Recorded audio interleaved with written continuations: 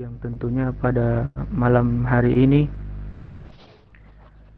kita harusnya dan selalu bersyukur kepada Allah Subhanahu wa taala di mana telah dilimpahkannya banyak nikmat kepada kita. Salah satunya yaitu nikmat kesehatan, nikmat kesempatan waktu, eh, agar kita bisa menghadiri kalkulus malam ini, dan banyak nikmat yang tidak bisa kita hitung dengan jari kita. Salawat beriring salam kita limpahkan juga kepada Nabi kita, Nabi Muhammad SAW, di mana beliau adalah seorang tokoh yang harusnya menjadi idola kita,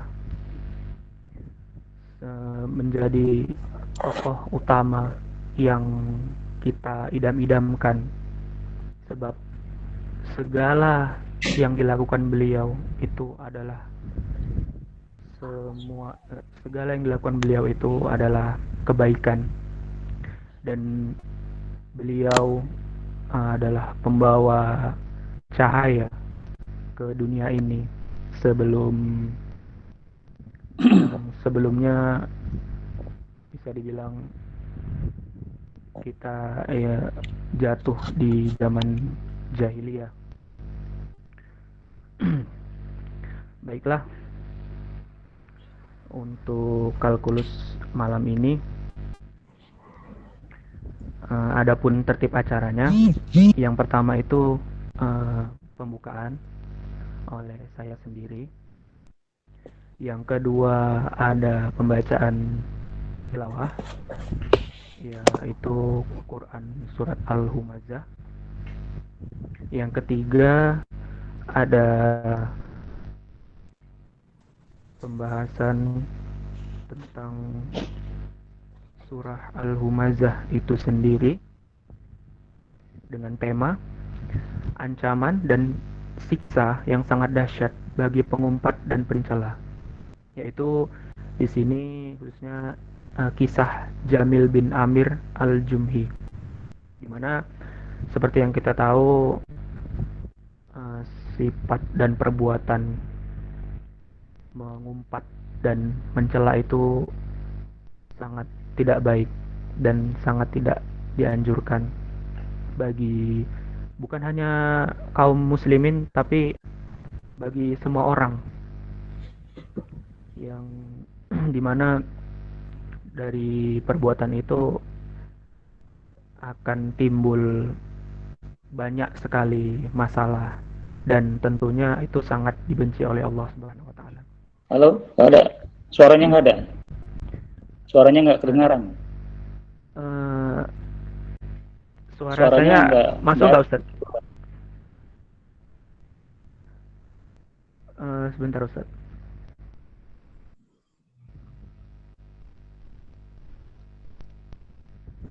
Halo, ada dengar suara saya, Ustaz? Halo? Halo? Suara Ustadz kedengeran, tapi Ustadz nggak bisa dengar suara saya.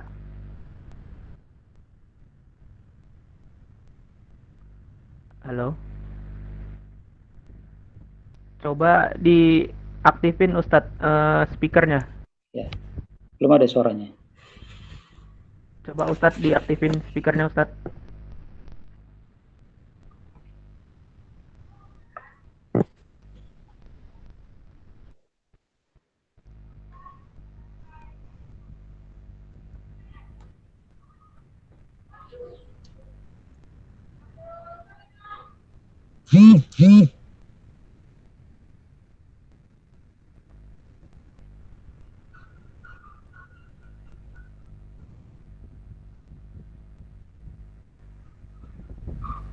Halo? Halo? Bisa dengar suara saya, Ustadz? Sudah aktif. Speakernya sudah aktif, tapi belum terdengar suara. tapi belum terdengar suara.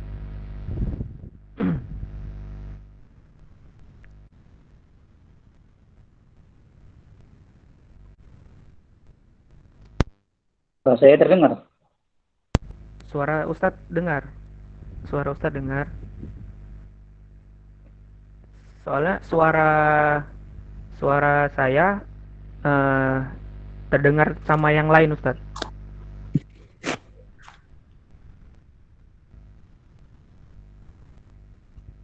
Coba lagi.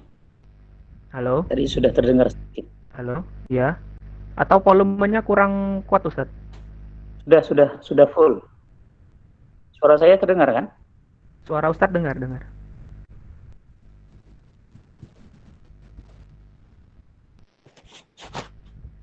Oke, bisa. Coba. Sudah terdengar sih. Tapi tidak maksimal. Tidak, oh iya.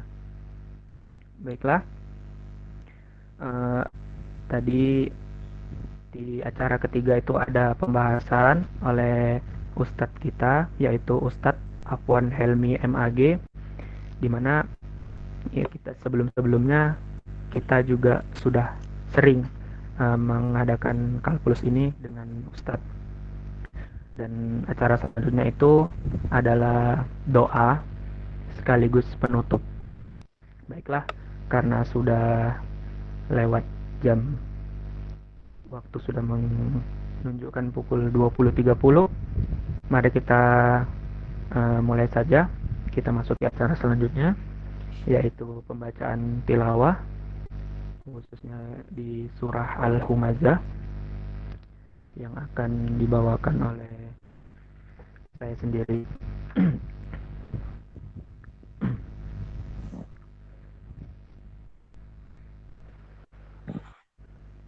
A'udzu billahi minasy syaithanir rajim.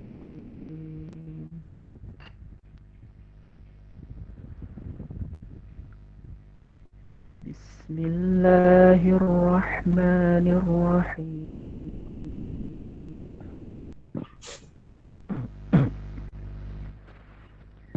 Wailul likulli humazatil lumazah alladzi jama'a malan wa'addada yahsabu anna malahu akhlada kalla layunbadanna fil hutama وما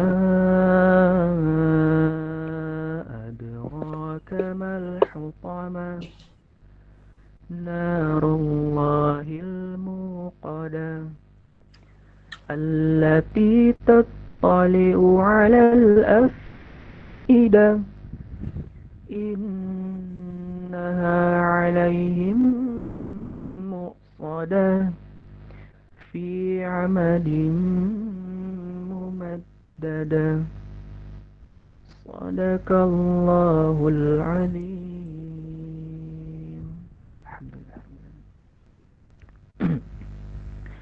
Alhamdulillahirrabbilalamin.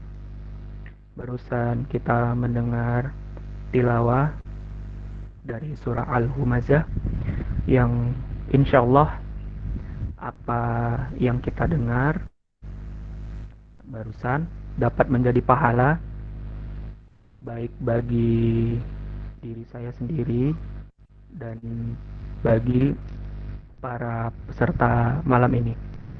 Baiklah, kita masuk ke acara selanjutnya, yaitu pembahasan kajian tentang surah Al-Humazah dengan tema ancaman dan siksa yang sangat dahsyat bagi pengumpat dan pencela. Khususnya dia di kisah Jamil bin Amir Al-Jumhi, yang akan dibawakan langsung oleh Ustadz kita, Ustadz Afwan Helmi MAG. Kepada Ustadz, saya persilakan.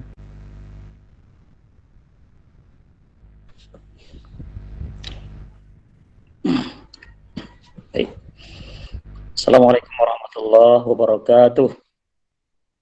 Waalaikumsalam Waalaikumsalam warahmatullahi wabarakatuh. Waalaikumsalam warahmatullahi wabarakatuh.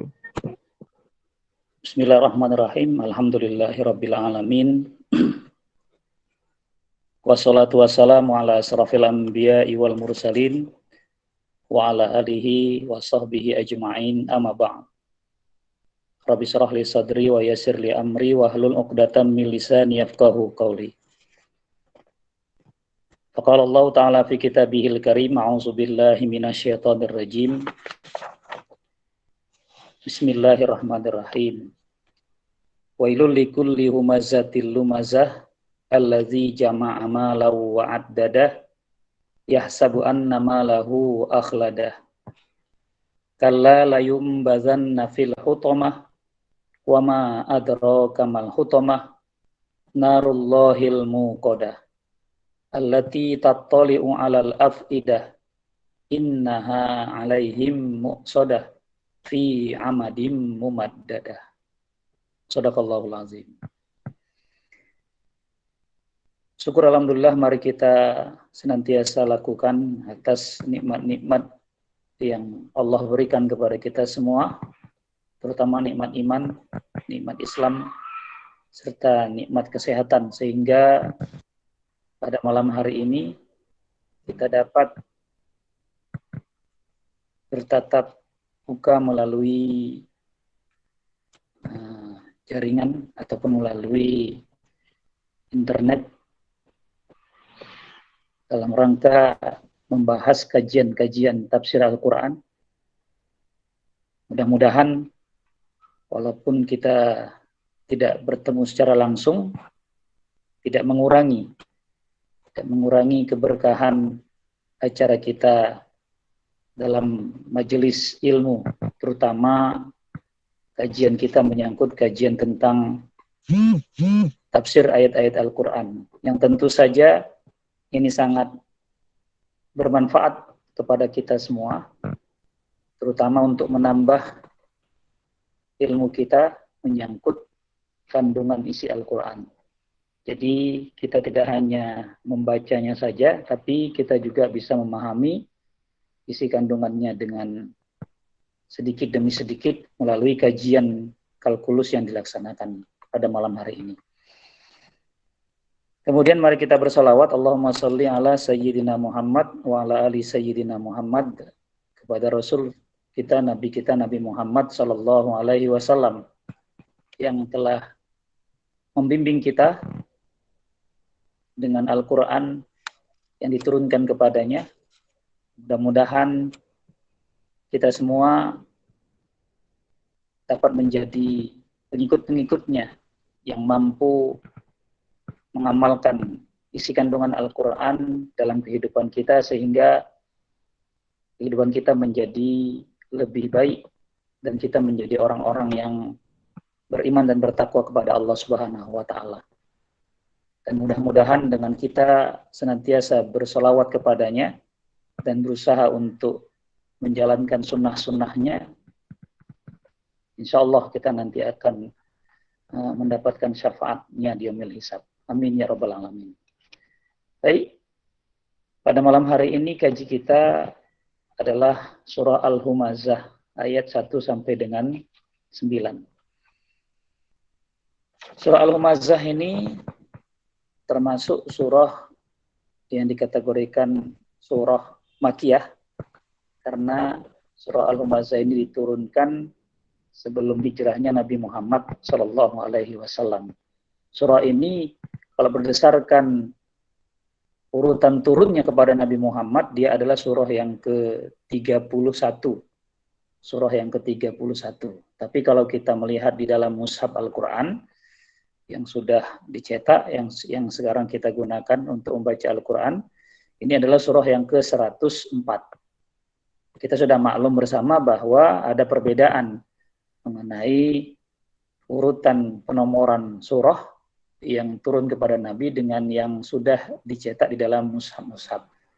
Dan jangan jadi permasalahan, karena memang yang kita baca di dalam mushaf Al-Quran tentang urutan surah-surah ini juga adalah merupakan petunjuk dari Nabi Muhammad SAW.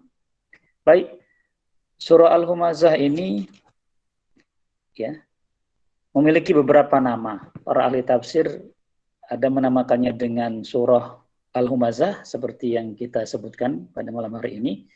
Ada juga yang menamakannya dengan surah Wailul likulli humazah. Ya, Wailul likulli humazah, mengambilnya dari ayat yang pertama dari surah Al-Humazah ini. Ada juga yang menamakan dengan surah Al-Hutamah. Ketiga-tiganya penamaan surah ini diambil dari lafaz ataupun kata-kata yang terdapat di dalam surah ini. Ya. Jadi yang sering kita gunakan, yang sering kita pakai adalah penamaan dengan surah Al-Humazah. Surah Al-Humazah ini kandungannya adalah ancaman dan juga kecaman yang sangat berat. Bahkan siksaan juga yang sangat berat yang akan Allah berikan kepada orang-orang yang salah dalam menggunakan lisannya. Yaitu menggunakan lisannya untuk menyakiti orang lain dengan ejekan, dengan ucapan-ucapan yang menceritakan ataupun menjelaskan aib-aib dari orang lain. Maka ayat ini merupakan peringatan keras kepada kita umumnya, ya, terutama kita sebagai seorang muslim, ya, untuk hati-hati dalam menggunakan lisan kita, menggunakan lidah kita. Surah Al-Humazah ini diturunkan Allah Subhanahu wa taala kepada Nabi Muhammad dikarenakan beliau banyak menerima ejekan, beliau banyak menerima fitnahan dan kata-kata kotor dan keji yang dialamatkan kepada beliau. Ya, para orang-orang kafir jahiliyah ya sering mengejek-ngejek beliau, mengatakan beliau sebagai tukang sihir, mengatakan beliau sebagai orang yang gila, mengatakan beliau sebagai al-abtar, orang yang tak punya keturunan, putus dari keturunannya, dan banyak kata-kata lainnya yang diucapkan kepada Nabi Muhammad khususnya, dan juga kepada umat-umat Islam atau pengikut Nabi Muhammad pada waktu itu. Sehingga Allah Subhanahu wa taala menurunkan surah ini sebagai salah satu bentuk hiburan kepada umat Islam atau orang-orang beriman, ya, pada khususnya. Kenapa? Karena walaupun mereka diejek, difitnah, dihina, direndahkan dan tidak mampu membalas, tapi Allah menjanjikan bahwa orang-orang yang mengecam, mengejek, memfitnah, memburuk-burukan tersebut akan mendapatkan azab yang pedih dari Allah Subhanahu wa taala. Sebaliknya kepada para pemfitnah, para pengejek, para penyebar aib tersebut, ini menjadi satu hal yang menyakitkan karena ternyata mereka ya akan mendapatkan balasan dari Allah Subhanahu wa taala tentang perilaku dan perbuatan mereka. Baik, kita masuki ayat yang pertama dari surah ini. Surah ini dibuka dengan kecaman dari Allah Subhanahu wa taala. Ingat bahwa kecaman ini dari Allah, Sang Maha Pencipta kita. Allah mengawali ya firman-Nya dalam surah Al-Humazah ini dengan perkataannya, Wailul likulli humazatil lumazah. Wail. Ya. Kata wailun ini diartikan apa? Kesedihan, kecelakaan ataupun kenistaan lah. Allah mengatakan dalam ayat ini, wailun, celakalah. Ya. Nistalah. Ya. Bahwasanya kata wailun itu menunjukkan apa? Menunjukkan ya bahwa keburukan akan menimpa seseorang. Ya, keburukan akan menimpa seseorang yang melakukan sesuatu sehingga dia akan mendapatkan kecaman dari kata wailun. Nah, ini Allah langsung yang mengatakan wail, kecelakaan, kenistaan, kehancuran.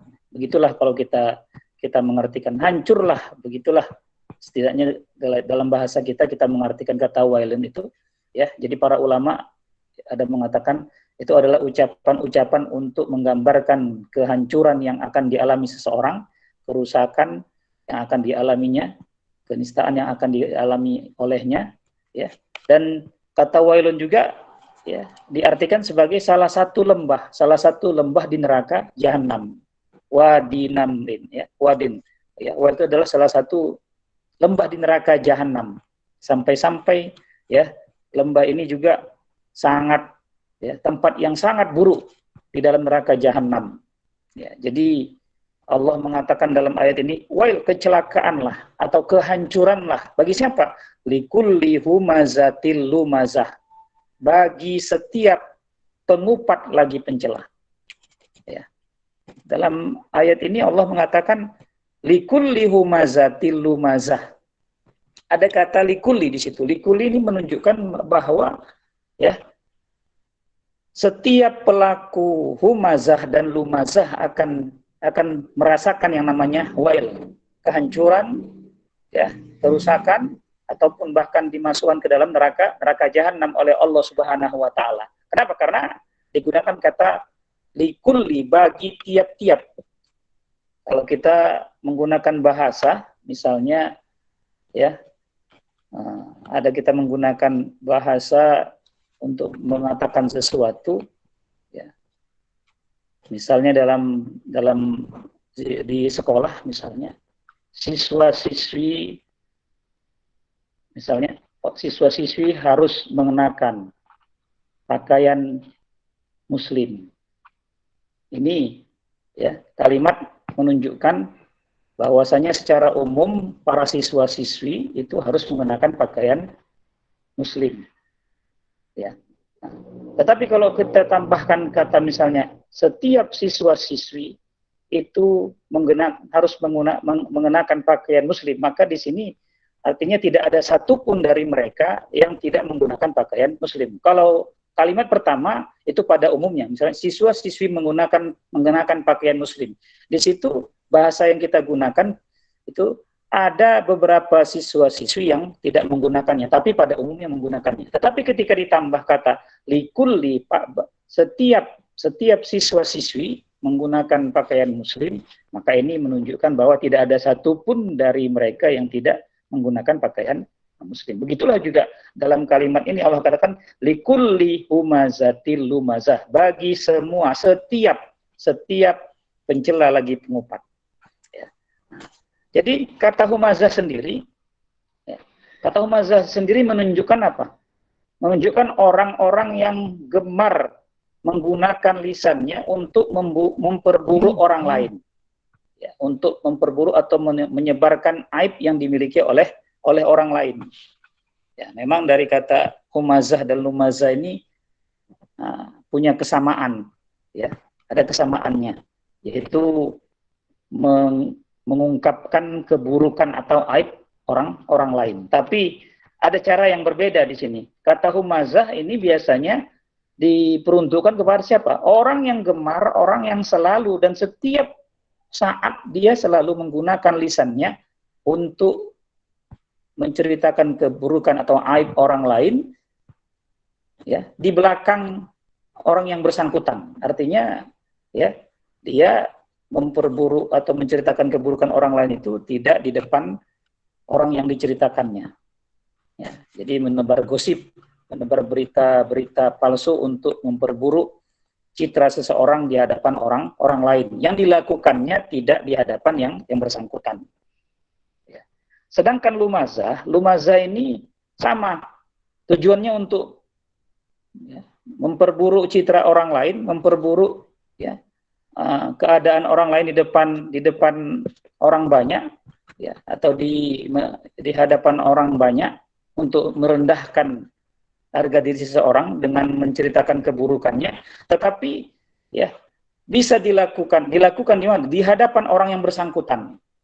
Secara langsung dia menghinakan, merendahkan seseorang. Dan biasanya lumazah ini menghinakan orang lain dengan apa? Dengan mimik, dengan gerak tubuh, dengan tangankah, dengan ucapan langsungkah, ya, atau pokoknya dengan sikap, ya, atau dengan kata-kata yang secara langsung merendahkan seseorang.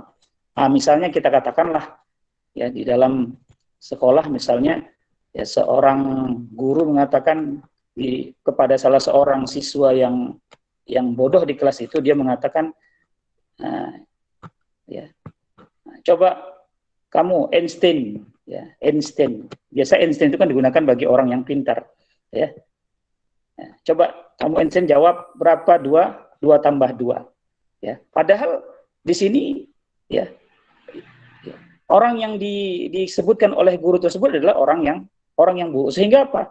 Para siswa yang lainnya atau kawan-kawannya akan tertawa mendengar ucapan sang guru. Kenapa? Karena tujuan guru tersebut ya dalam hal ini bisa kita katakan untuk apa? Untuk merendahkan, untuk mencela ya siswa tersebut karena kebodohannya.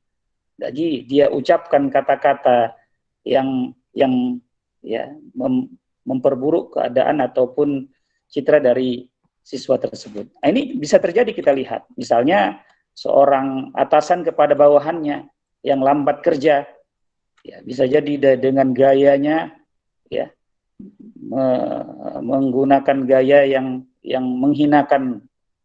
menghinakan bawahannya, atau bisa jadi ada seseorang ya kan menggunakan gaya pincang untuk mempraktekkan keburukan dari kawannya, atau bisa jadi seseorang menggunakan gaya orang yang tuli atau orang yang bisu untuk apa? Untuk melecehkan orang lain yang ya sehingga orang lain tersebut menjadi rendah di hadapan orang banyak. Nah, ini yang dimaksud dengan lumazah. Jadi dua-duanya baik humazah maupun lumazah ini sangat dikecam oleh Allah Subhanahu wa taala.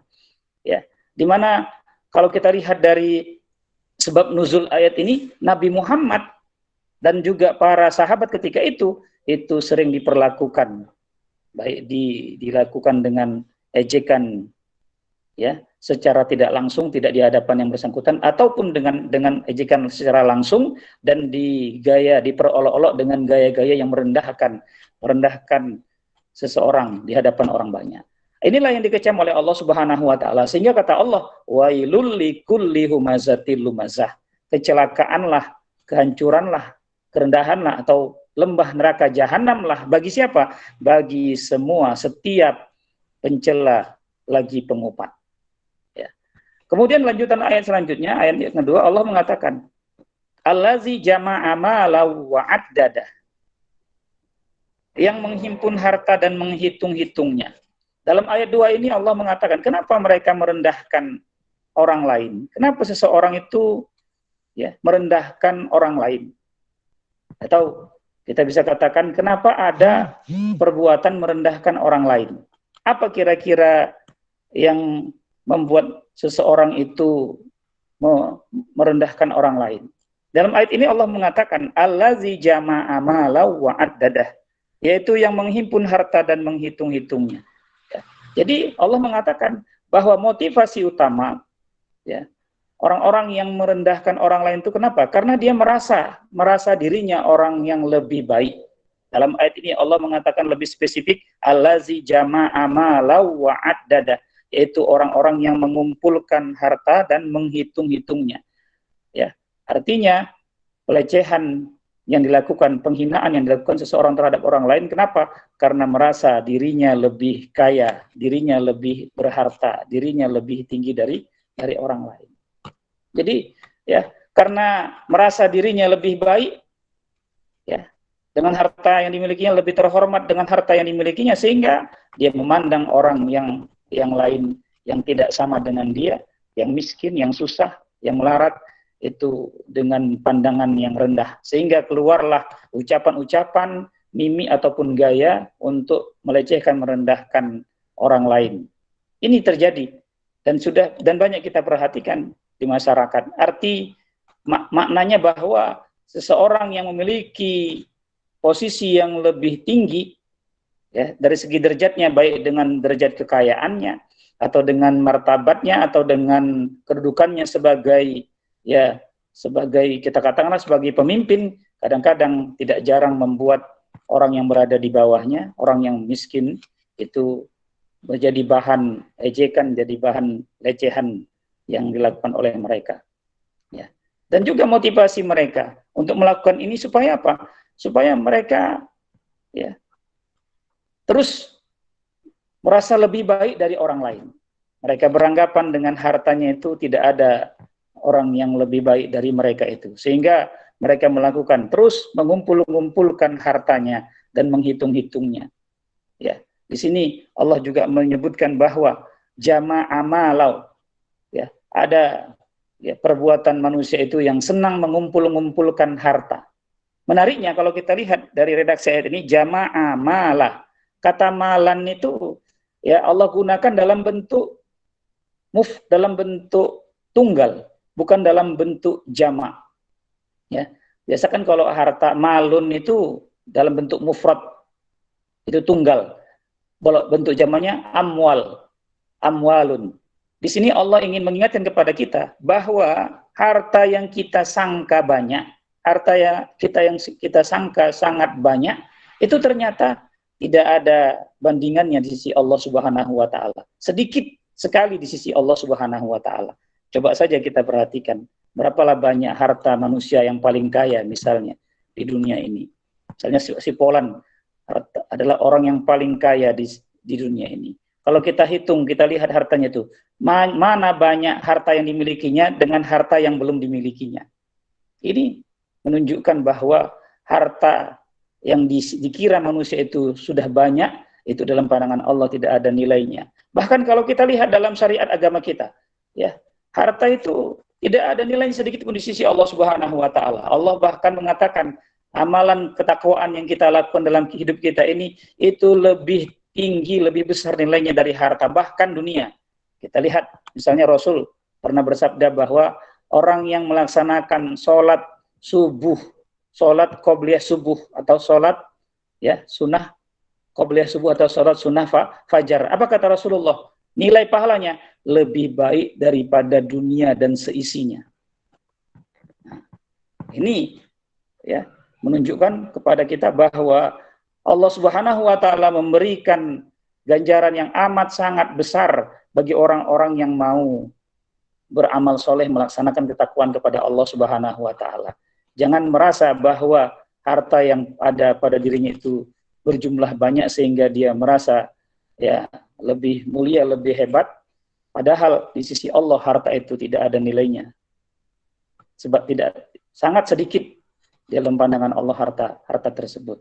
Ini yang harus kita yakini sebagai seorang muslim, bahwa ya harta yang sering dikejar oleh manusia di dunia ini adalah bukan menjadi tujuan yang harus kita miliki di dunia ini. Artinya seorang muslim itu jangan silau dengan kekayaan di dunia ini. Walaupun seorang muslim itu tidak dibenarkan pula ya tidak berusaha untuk mencari harta, karena memang harta adalah wasilah atau jalan yang diberikan Allah untuk bisa melaksanakan ibadah ketaatan kepada Allah Subhanahu wa taala. Dalam agama kita misalnya ibadah-ibadah yang kita lakukan juga tidak terlepas dengan harta. Ya, seperti kita mau membayar zakat, zakat tersebut harus ya dikeluarkan bagi siapa? Bagi orang yang punya harta. Mau melaksanakan ibadah haji misalnya, maka seseorang tersebut haruslah mampu untuk melaksanakannya. Di dalam fikih, kemampuan itu salah satunya adalah istita'ah, yang disebut istita'ah itu adalah kemampuan untuk membiayai dirinya ketika berangkat ke tanah suci Makkah. Bukan hanya dirinya, bahkan keluarga yang ditinggalkannya itu harus mampu dia tanggung biayanya selama dia melaksanakan ibadah haji. Jadi di dalam agama Islam, harta itu juga harus kita miliki. Tapi jangan sampai harta itu menguasai diri kita sehingga kita lalai terhadap perintah-perintah Allah Subhanahu wa taala. Ini yang harus kita perhatikan menyangkut harta. Dalam ayat ini Allah mengatakan allazi jama'a malau wa addadah. Orang yang gemar merendahkan, menghina, mencaci maki orang lain adalah orang yang ya hidupnya senang mengumpulkan harta sebanyak-banyaknya, bahkan menghitung-hitungnya dan tidak peduli dia apakah harta itu diperoleh dari jalan yang halal ataukah haram. Ini yang digambarkan oleh Allah Subhanahu wa taala. Sehingga dengan perbuatannya ini dia merasa dirinya lebih baik, lebih hebat dan merendahkan orang lain supaya tidak ada yang seperti dia memiliki harta. Ini yang disebutkan Allah dalam ayat 2 surah Al-Humazah ini. Kemudian Allah lanjutkan, yahsabu anna malahu akhladah. ia menyangka, ia mengira bahwa hartanya akan mengekalkannya. Nah, jadi kalau sudah ada orang yang memang sangat cinta dengan harta kekayaan, maka dia akan terus terlena dengan hartanya. Ya, artinya ya, seseorang itu yang punya banyak harta akan terus menghitung-hitung hartanya. Ini hartaku di sini jumlahnya sekian. Ini sawahku, tanahku sekian hektar. Ya, kalau panen hartanya keluar sekian jumlahnya. Terus dia hitung-hitung hartanya tersebut. Ya. Sampai-sampai dia tinggalkan kewajibannya, tugasnya sebagai hamba Allah, yaitu mematuhi ataupun menyembah Allah Subhanahu wa taala. Bahkan harta kekayaan tersebut membuat dia menjadi angkuh, menjadi sombong. Seperti kita lihat kisah Qarun. Qarun dengan harta kekayaannya merasa bahwa harta itu adalah hasil jerih payahnya, hasil kerja usaha yang dia lakukan. Tidak ada ya pemberian dari Allah Subhanahu wa taala. Ini yang dikecam oleh Allah Subhanahu wa taala. Di saat kita lupa bahwa harta itu adalah sebenarnya amanah titipan dari Allah, sehingga dengan kekayaan yang kita miliki kita menjadi sombong, menjadi angkuh, ingat Allah akan berikan balasan kehancuran, kerusakan kepada orang tersebut. Qarun itu menjadi contoh kisah yang harus kita jadikan pelajaran bahwa harta yang ada pada kita itu adalah amanah titipan dari Allah Subhanahu wa taala. Jadi ya, kerjanya hanya menghitung-hitung hartanya, sehingga dia lupa beribadah kepada Allah Subhanahu wa taala. Dia hitung hartanya dan dia pun berkeinginan hartanya itu terus kekal, terus ada padanya, bahkan bisa dimiliki oleh anak cucunya. Yang digambarkan Allah dalam ayat ini, ya sabu annama lahu akhladah. Ya. Dia mengira bahwa hartanya itu dapat mengekalkannya. Ya. Nah, jadi prasangka ataupun perkiraan inilah yang dialami oleh manusia yang sudah sangat terlena dengan harta kekayaan yang dimilikinya, sehingga dia merasa hidupnya kekal selama-lamanya dan merasa bahwa hartanya terus bisa ada padanya. Padahal banyak kita perhatikan ya, di saat terjadi bencana ataupun musibah, kita bisa melihat harta manusia itu dengan sekejap bisa hilang, bisa hancur. Rumah yang megah, kita lihat ya, ketika terjadi bencana besar di Indonesia, ya, rumah yang megah yang mungkin miliaran dibangun, dengan sekejap hancur, lebur, tidak tersisa. Itu menunjukkan bahwa sangat mudah bagi Allah untuk melenyapkan harta yang dimiliki seseorang. Ya, bahkan Nabi mengatakan dalam satu hadisnya, ya, ketika manusia mengatakan hartaku, kata Nabi, wahai anak cucu Adam, hartamu itu adalah yang engkau gunakan itu menjadi lapuk, yang engkau makan itu menjadi kotoran, yang kau sedekahkan itulah yang menjadi hartamu. Jadi dalam hadis ini Nabi mengingatkan bahwa harta kita itu yang kita gunakan, artinya berupa pakaian yang kita pakai, itu akan menjadi lapuk, menjadi usang. Yang kita makan itu akan menjadi kotoran. Yang kan harta kita yang sebenarnya itulah harta yang kita gunakan untuk beribadah. Kita bersedekah, kita bayar zakat, kita berwakaf dengan harta yang kita miliki. Justru itulah harta yang bakal kita miliki nantinya di akhirat. Ini harus menjadi tujuan bagi kita seorang muslim. Jangan kita terus menggunakan harta di dunia ini dengan bermewah-mewahan, melupakan bahwa harta itu harus kita gunakan untuk mengabdikan diri kita kepada Allah Subhanahu wa taala. Ya. Ini. Kemudian selanjutnya Allah dalam ayat yang selanjutnya menyatakan kalla la yumbazanna fil hutamah. Tidak. Jadi Allah dalam ayat 4 ini membantah.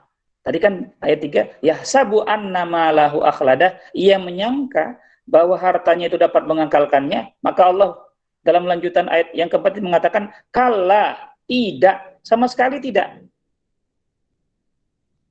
Artinya persangkaan mereka itu bahwa hartanya bisa mengekalkan dirinya, Allah jawab dengan ayat 4 ini, kalla, tidak, itu adalah persangkaan, perkiraan yang keliru, yang salah besar.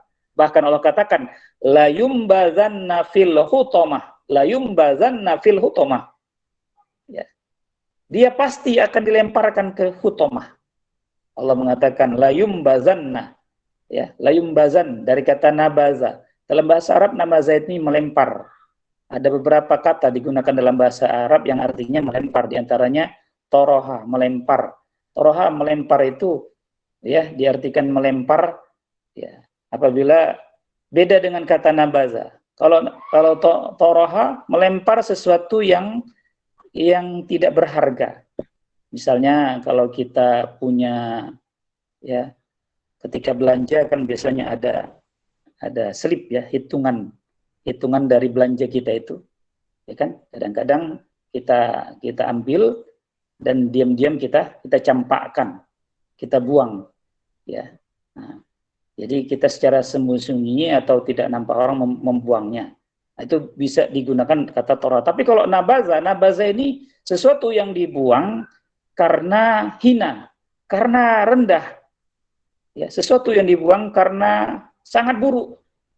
Artinya Allah menggambarkan kepada kita bahwa orang-orang yang melakukan umpatan dan celaan nanti akan Allah campakkan dengan sangat hina, dengan sangat rendah ke dalam mana? Fil hutomah, ke dalam hutomah. Ya. Jadi ayat ini menggambarkan rendahnya dan hinanya seseorang, ya, akibat perbuatannya mencela dan mengupat itu Allah akan lemparkan dengan sangat hina. Kemana? Ke dalam neraka.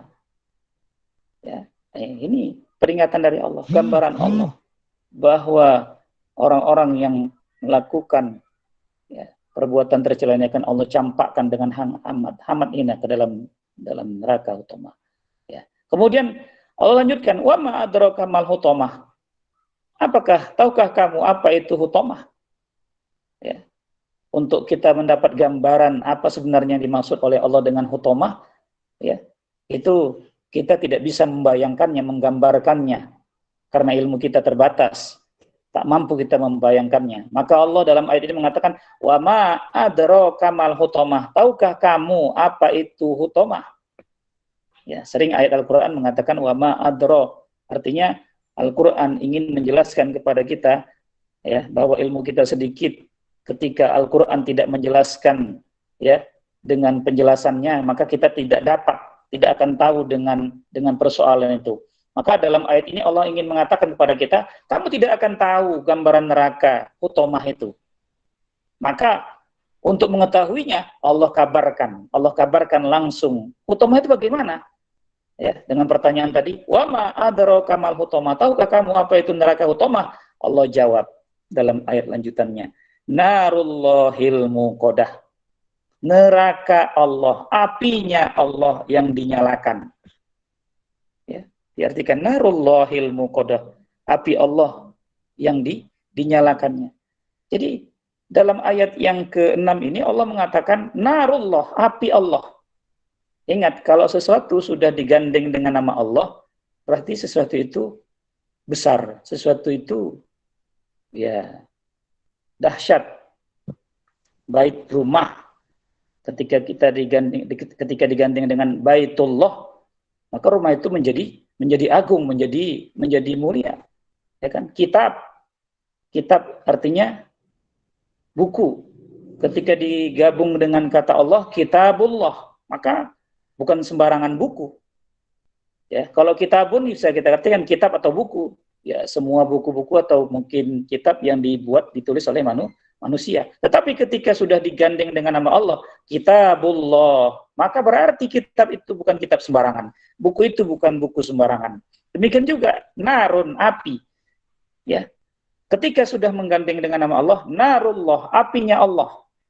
Artinya bahwa api itu amat sangat dahsyat. Tidak seperti api yang ada di dunia ini. Kan dikatakan bahwa api di dunia ini adalah 1% dari dari apinya Allah. Api yang ada di dunia ini sudah diturunkan 70 kali lipat dari api neraka yang diciptakan oleh Allah Subhanahu wa taala. Kita lihat api yang di dunia ini saja, ya, walaupun ya, tidak sebanding dengan api neraka paling rendah, tapi ya, kita bisa melihat dengan api bisa menghanguskan apapun, bahkan baja atau besi yang begitu keras, dengan api yang ada di dunia ini bisa lumer, bisa luluh, bisa meleleh. Ya, apalagi api yang ada di dalam neraka jahanam. Allah mengatakan dalam ayat ini mengingat kita bahwa mereka-mereka yang mengupat, mereka-mereka yang mencela akan dimasukkan ke dalam narullahil muqadah, api Allah yang dinyalakan. Ya. Berarti sangat dahsyat, sangat tinggi, ya, panasnya, ya, api neraka tersebut. Tidak bisa kita bayangkan, ya, dengan kita bandingkan dengan api yang ada di dunia ini. Dengan api yang di dunia ini saja pun kita sudah kewalahan ketika kita, ya, terbakar atau hidup, kita merasakan amat sangat panas, apalagi di dalam neraka jahanam. Maka hati-hati, jangan sampai kita terjerumus ke dalam neraka jahanam. Banyak orang menganggap sepele, nanti kan ujungnya kita masuk dalam surga, biarlah masuk neraka dulu dapat siksa. Ini jangan sampai terlontar kata-kata seperti ini, jangan sampai ada keinginan yang seperti ini sehingga, ya, tidak mau mematuhi Allah Subhanahu wa taala, menganggap sepele dengan neraka jahanam yang dijadikan oleh Allah Subhanahu wa taala. Tak terbayangkan pedihnya, dahsyatnya siksaan yang diberikan Allah kepada kita. Maka berlindung kita sekuat-kuatnya, ya, kepada Allah agar jangan sampai kita masuk ke dalam neraka jahanam. Jadi salah satu tempat yang akan diberikan Allah bagi orang-orang yang mengumpat lagi mencela itu adalah narullahil muqadah. Allah masukkan ke dalam neraka utama, yaitu apa? Api Allah yang telah dinyalakannya. Allati tattali'u 'alal afidah. Bagaimana, ya, keadaan api tersebut? Allati tattali'u 'alal afidah. Api itu naik atau menyala sampai kemana? Sampai ke dalam hati, sampai ke hati. Ya. Ayat ini menggambarkan kepada kita bahwa siksaan Allah bagi pelaku pengupat dan pencela ini, yaitu apa? Allah akan bakar, Allah akan masukkan ke dalam neraka jahanam, di mana api itu akan membakar tubuhnya dengan amat sangat pedih, ya, sangat panas. Sekujur tubuhnya itu akan dibakar oleh api Allah Subhanahu wa taala. Kulit kita itu akan dibakar sehingga hancur. Tetapi setelah hancur, Allah akan balikkan lagi seperti semula. Ya, dalam Al-Qur'an digambarkan bahwa orang yang di neraka, dalam neraka itu la yamut wa la yahya, tidak mati juga tidak hidup. Artinya terus-menerus merasakan siksa yang diberikan oleh Allah Subhanahu wa taala. Bagi pengupat dan pencela, Allah bakar tubuhnya sampai ke api itu dirasakan membakar hatinya. Nah, di sini Allah mengatakan sampai ke hati, membakar sampai ke hati. Kenapa dikatakan Allah membakar sampai ke hati? Karena perbuatan mencela dan mengupat itu adalah perbuatan yang menyakiti hati orang lain. Jadi Allah memberikan siksaan kepada pelaku dosa ketika dia melakukan dosa menyakiti hati orang lain, maka Allah pun memberikan ganjaran, balasan, ya, azabnya dengan apa? Dengan azab yang juga sampai ke hatinya. Dengan cara apa? Allah bakar sekujur tubuhnya, membakar hatinya, menunjukkan sangat pedih siksaan yang diberikan oleh Allah Subhanahu wa taala. Maka jangan sampai kita, ya, menyakiti hati orang lain, ya, karena dengan perbuatan itu Allah akan memberikan balasan dan siksaan kepada kita dengan api neraka yang kita rasakan sebagai hukuman dari perbuatan kita. Ingat bahwa, ya, siksa neraka itu adalah akibat dari benih ataupun bibit dosa yang kita tanam ketika kita hidup. Jadi jangan mengatakan bahwa Allah itu tidak adil. Kenapa? Karena siksa Allah itu lebih berat daripada dosa yang kita lakukan. Jangan kita beranggapan bahwa dosa kita hanya mengumpat dan mencela. Kenapa kok sampai di neraka jahanam dibakar? Kalau dia seorang yang kafir, ya, selama-lamanya akan dibakar oleh Allah Subhanahu wa taala. Bahwa azab Allah di neraka jahanam itu adalah apa? Akibat benih tanaman yang kita tanam di dunia. Ingat, kalau kita menanam, ya, seorang petani misalnya, ketika dia menanam padi di sawah, ya, yang dia tanam hanya satu pokok, tapi hasil yang diberikan oleh Allah dari satu pokok itu Allah tumbuhkan padi yang banyak. Dia tanam mungkin satu rantai, tetapi panen yang dikeluarkan dari satu rantai itu bisa ratusan kilo. Ini gambaran kepada kita bahwa dosa yang kita lakukan di dunia ini, kalau kita tidak segera minta ampun kepada Allah Subhanahu wa taala, maka itu akan menjadi benih yang hidup subur, yang nantinya di neraka jahanam hasilnya akan kita tuai, akan kita terima dalam bentuk apa? Siksaan yang sangat pedih dari Allah Subhanahu wa taala. Sebaliknya, amal ibadah, ketaatan yang kita tanam di dunia ini juga akan menghasilkan panen berupa apa? Nikmat, balasan surga yang amat sangat luar biasa yang tidak terbayangkan oleh kita diberikan Allah dengan apa? Amal ibadah yang kita lakukan ketika kita hidup di dunia. Ini menjadi perhatian pada kita semuanya. Ya.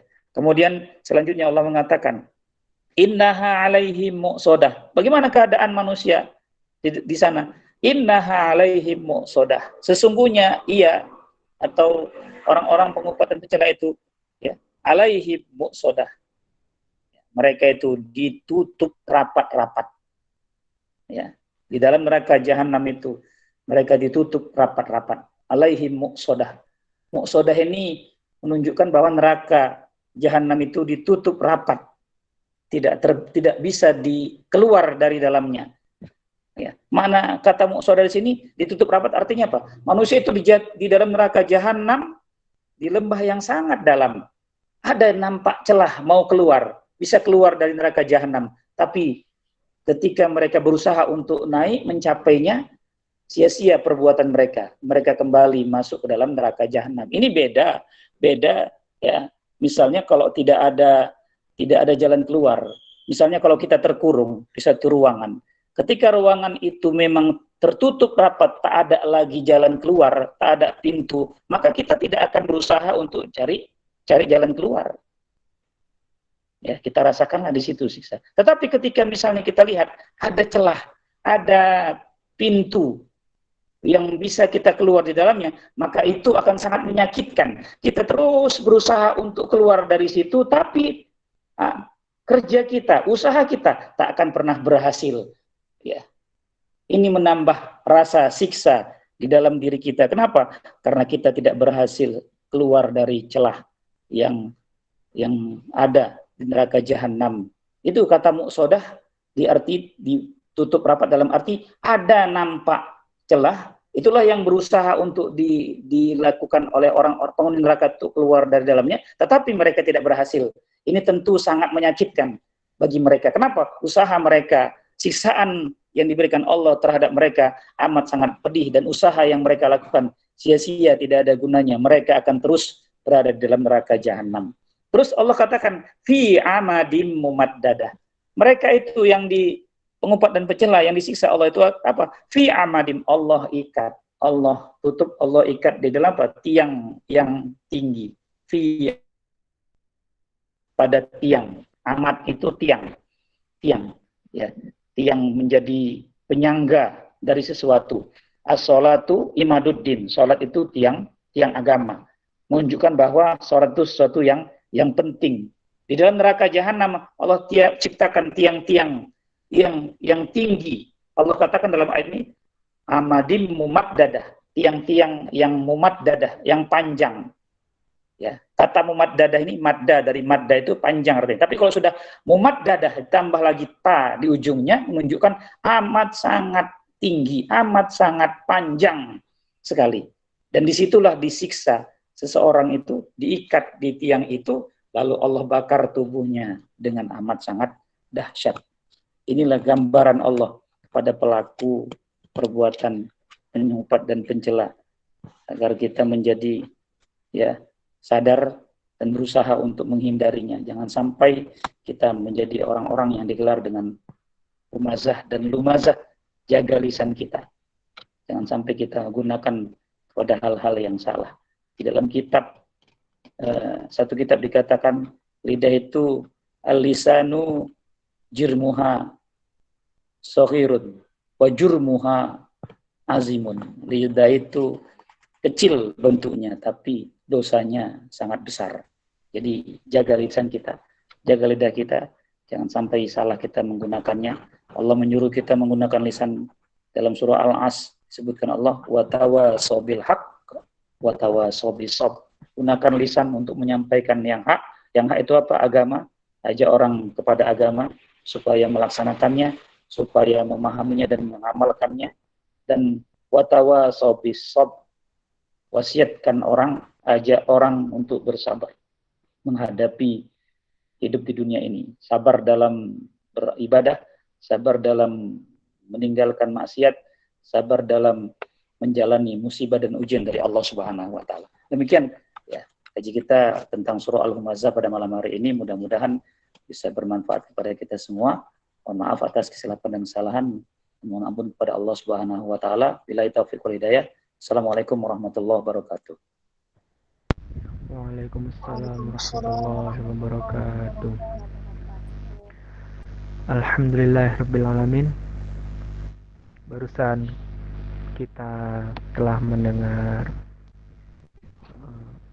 kajian dari Ustadz, di mana isinya sangat luar biasa ya, membuka pikiran kita dan membuka hati kita, serta memberikan kita sebuah peringatan bahwasanya sifat pencela dan pengumpat itu amat sangat tidak disukai Allah Subhanahu wa taala. Bahkan ancamannya itu adalah neraka jahanam. Baiklah, untuk sesi selanjutnya, jika ada yang ingin bertanya, silahkan diacungkan tangan atau angkat tangan terlebih dahulu. Bisa langsung open mic. Sekiranya tidak mau open mic juga bisa bertanya lewat kolom komentar.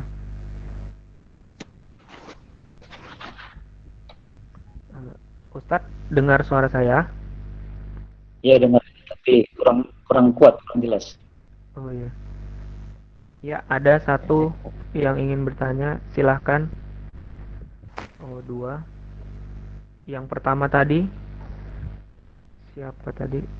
Boleh langsung open mic atau bisa ditulis di kolom komentar, silahkan. Assalamualaikum Ustadz. Waalaikumsalam. Suara saya kedengaran jelas Ustadz? Iya, dengar. Oke, alhamdulillah. Jadi mau bertanya nih Ustadz, kan sekarang tuh sering kali ya kan, kalau misalnya bercanda tanpa sengaja kita tuh kayak bawa-bawa fisik gitu loh Ustadz. Kalau kita perhatikan ya kan, orang-orang bercanda seperti itu gitu. Nah, apakah itu juga termasuk dari mencela gitu? Nah, kemudian Ustadz, kalau misalnya kita sudah terlanjur nih, ternyata tanpa sadar kita sering seperti itu kepada orang lain. Bagaimana cara kita bertaubat dari sifat itu, atau apa yang harus kita lakukan agar kita nggak sampai mendapatkan ganjaran yang udah Allah sebutkan dalam Al-Humazah tadi, Ustadz. Dikembalikan Ustadz. Assalamualaikum warahmatullahi wabarakatuh. Waalaikumsalam. Baik, langsung ya. Langsung dijawab ya. Silakan Ustadz. Baik. Ya, pertanyaan. Ya, sering ada candaan-candaan kita ya dengan kawan, dengan teman. Yang mana candaan kita itu kadang-kadang memburukkan teman kita itu ya. Melecehkan lah, menghinakan. Apakah candaan itu dibenarkan seperti itu? Candaan yang seperti itu tidak dibenarkan.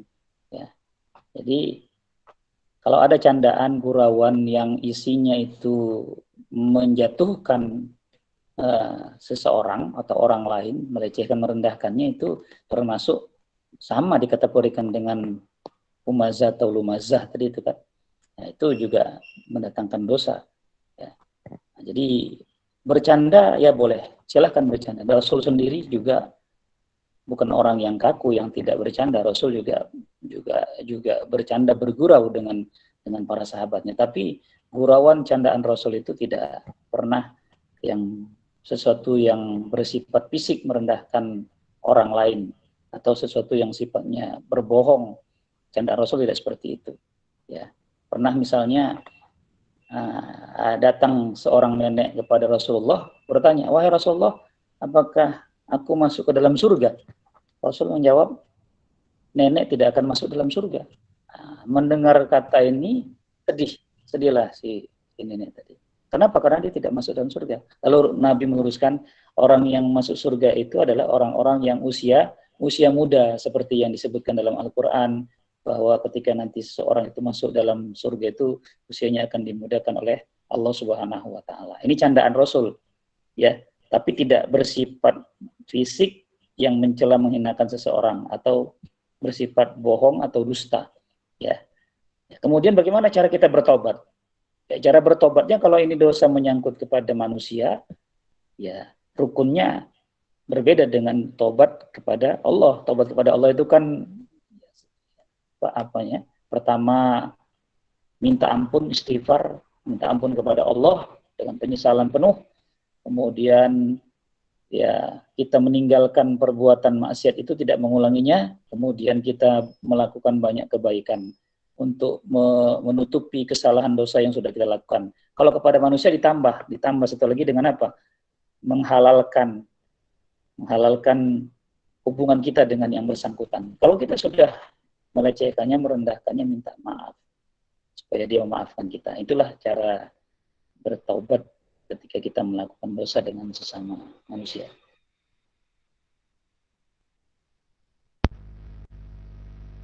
Baik. Alhamdulillahirrahmanirrahim, telah dijawab ya oleh Ustadz. Pertanyaan yang pertama tadi dari Kak Yani, bagaimana Kak kira-kira? Udah menjawab Ustadz. Cuman Ustadz, kalau misalnya kita malu minta maaf gimana Ustadz? Kadang kan gengsi kita tuh lebih besar gitu. Ulang. Kalau misalnya kita malu tuh minta maaf sama orang-orang yang kadang orang-orang tuh ngeliat apa sih nih, minta maaf udahlah biasa aja, juga bercanda kok gitu. Kalau misalnya dia bilang gitu, atau gengsi kita lebih besar gitu untuk minta maaf kepada orang-orang yang udah ternyata kita sakiti gitu. Itu gimana Ustaz? Iya.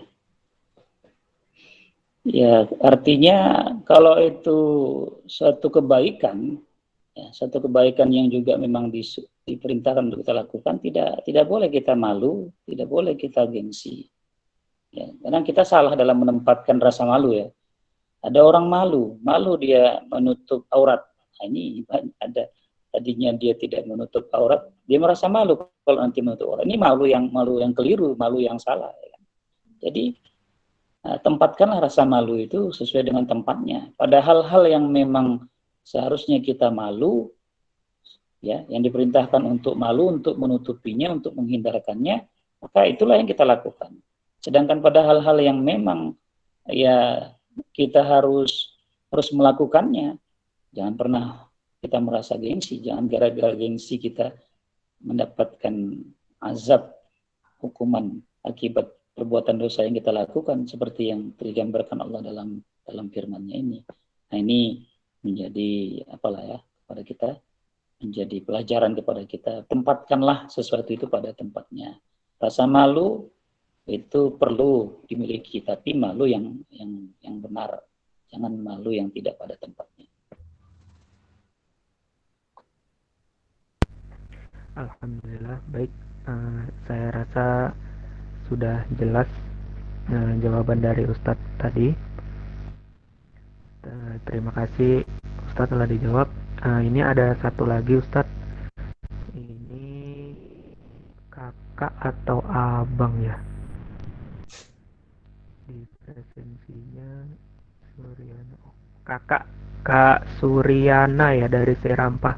Silakan Kak, mau open mic atau ditulis di kolom komentar. Izin tanya Ustaz. Assalamualaikum warahmatullahi wabarakatuh. Waalaikumsalam warahmatullahi wabarakatuh. Begini Ustadz, karena kita mungkin kadang-kadang kan pengalaman hidup tuh istilahnya guru paling paling berharga gitu ya kan, banyak pelajaran kita dapat dari pengalaman hidup gitu. Jadi di sini kan saya termasuk yang tua gitu, kakak yang tua, udah gitu kadang-kadang teman-teman kita ini kebanyakan itu yang lebih muda gitu daripada kita gitu ya kan. Jadi kan kadang kalau anak pribadi sih bukan maksud merendahkan, tidak, tapi sebenarnya kalau kita ngasih tahu ataupun menyampaikan sesuatu itu kita kesannya lebih sebenarnya memotivasi untuk mereka gitu.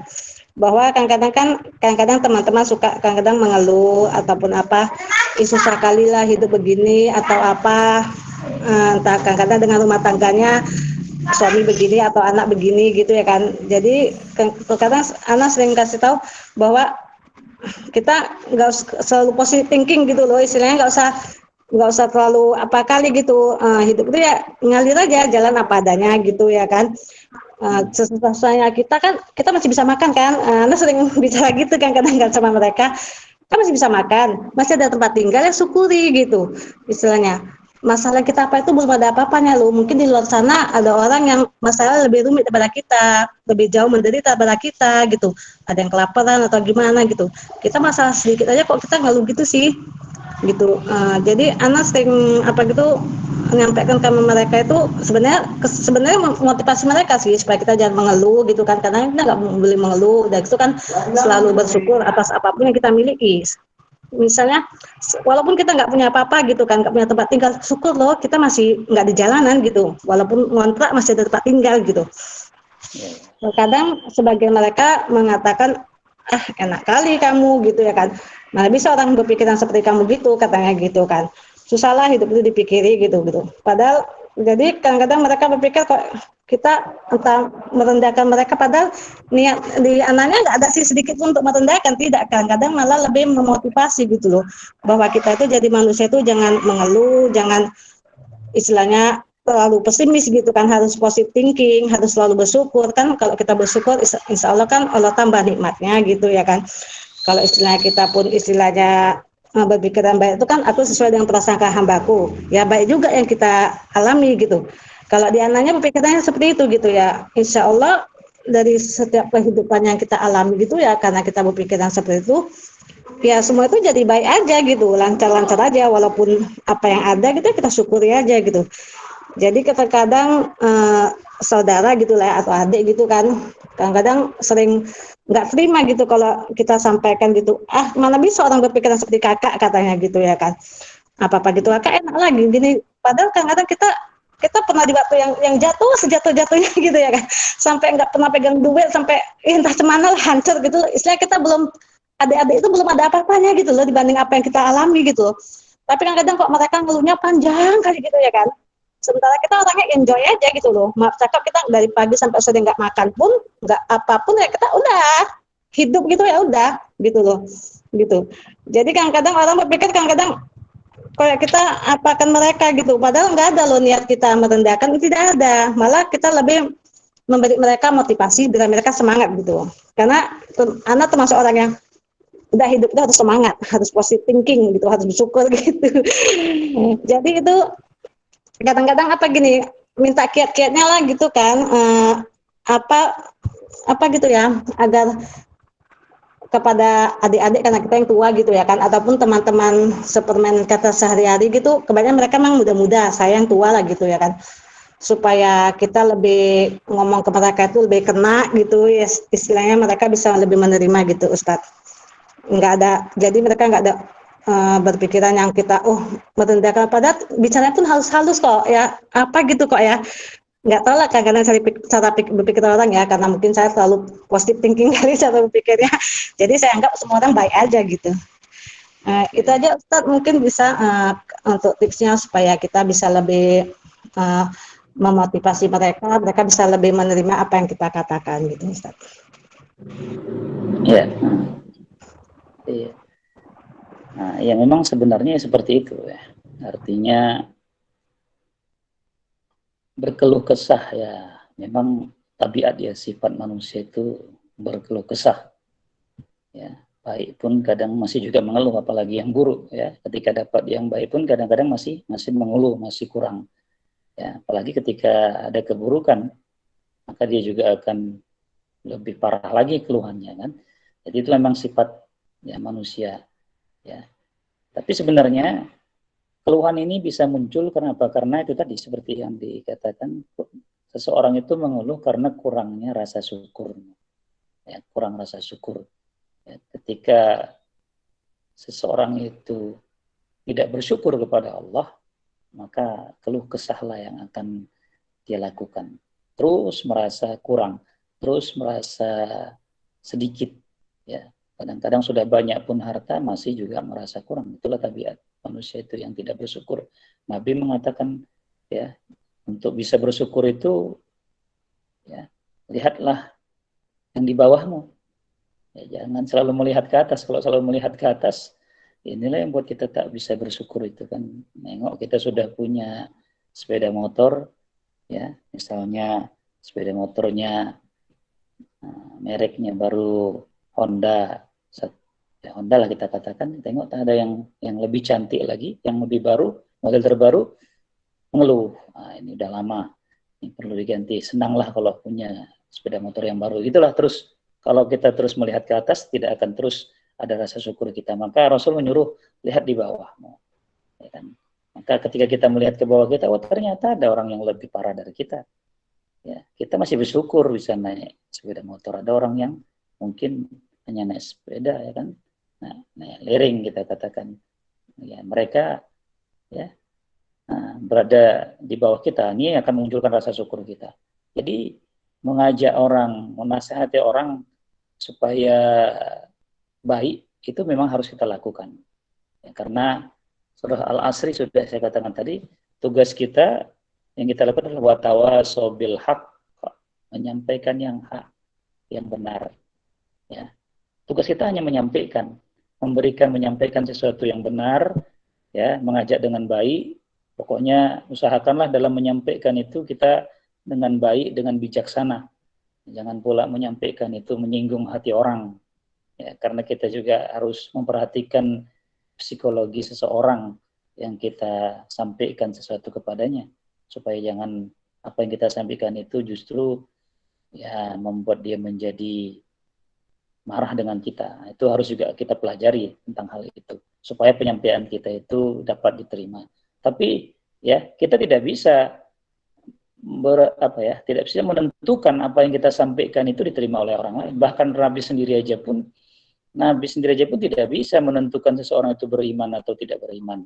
Dia hanya menyampaikan, tugasnya adalah tabligh, menyampaikan apa yang diturunkan oleh Allah.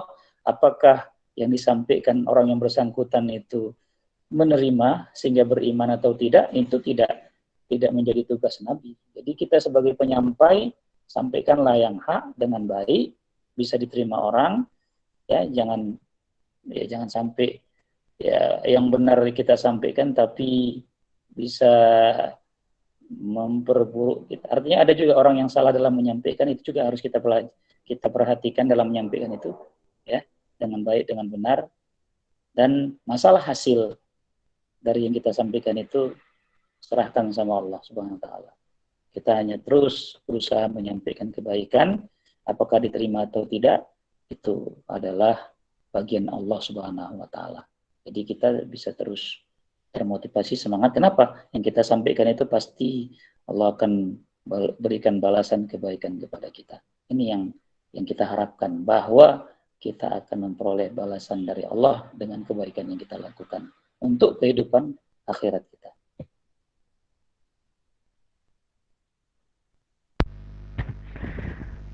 Alhamdulillahirrabbilalamin. Barusan kita mendengarkan jawaban dari Ustadz, yang semoga jawaban dari Ustadz tadi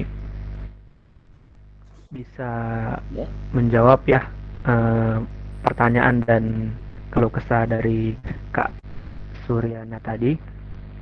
Dan insya Allah itu tadi menjadi motivasi kita dan sebagai pengingat kita agar lebih memilih dan memilah lagi kata-kata yang akan kita ucapkan kepada orang lain, meskipun itu saudara kita sendiri atau bahkan adik kita sendiri. Ya, baiklah, karena waktu sudah menunjukkan pukul 21.39, ya sudah lewat juga. Kita tutup saja untuk tanya jawab dan kita langsung ke acara yang terakhir, yaitu doa dan sekaligus penutup. Kepada Ustadz saya persilahkan.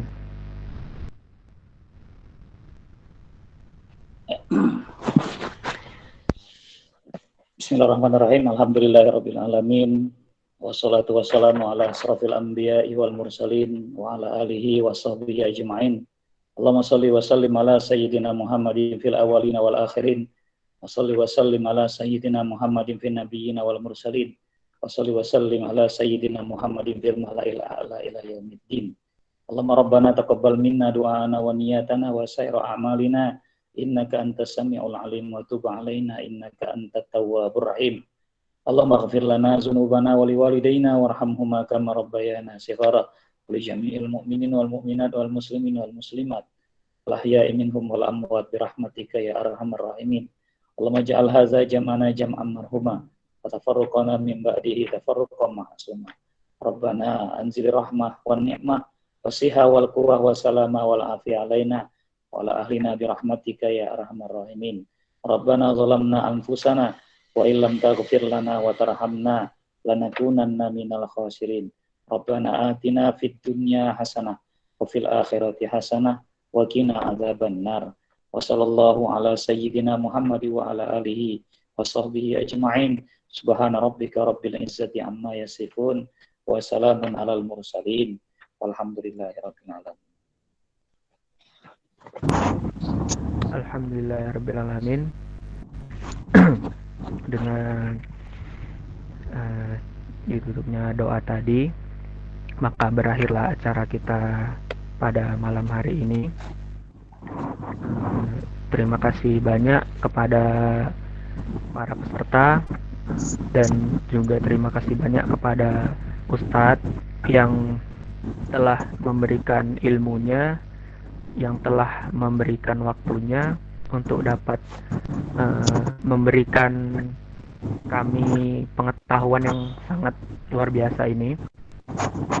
Dan insya Allah kita akan adakan kalkulus online kembali itu pada tanggal 28 Februari di hari yang sama, hari Ahad juga, insya Allah di jam yang sama, yaitu surah tafsir dari surah Al-Mursalat dengan tema para malaikat yang senantiasa taat kepada Allah dan golongan manusia yang tidak mau taat dan tunduk kepada perintah Allah Subhanahu wa taala. Mudah-mudahan apa yang kita dapat hari ini dapat menjadikan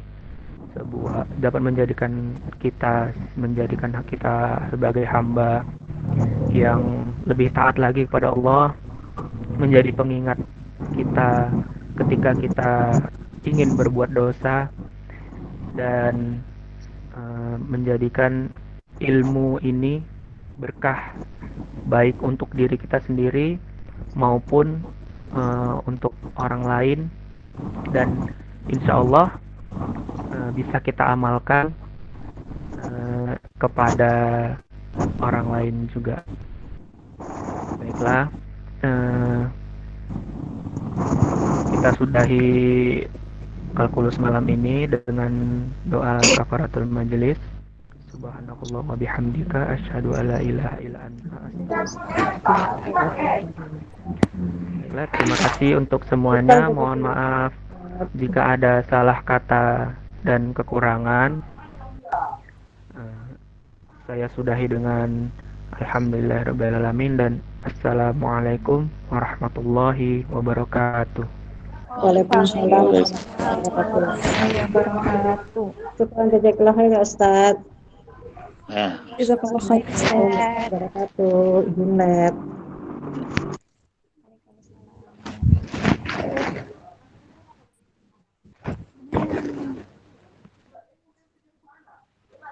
Ya Allah.